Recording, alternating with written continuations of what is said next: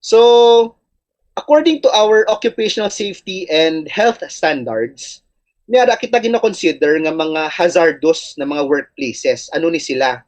No? Number one, amo yung mga dangerous environmental elements, may mga contaminants, or work conditions including may mga exposure to ionizing radiation, chemicals, fire, and flammable substances. Ikaduwa, mga construction work, logging, firefighting, mining, quarrying, blasting, stevedoring, or ductwork, mga deep fishing, and mechanized farming.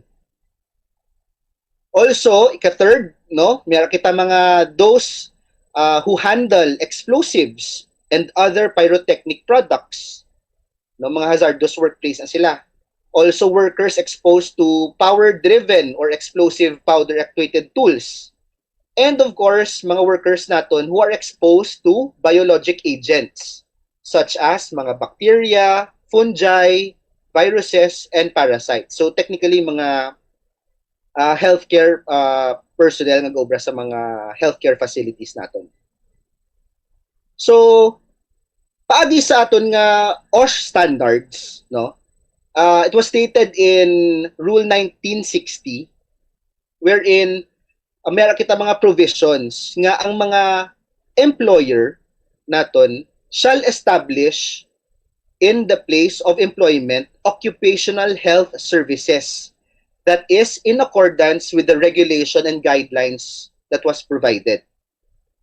Also, the employer and at the same time its employees, mga workers, and their representatives where they exist shall cooperate and participate in the implementation of the organizational and other measures relating to occupational health services.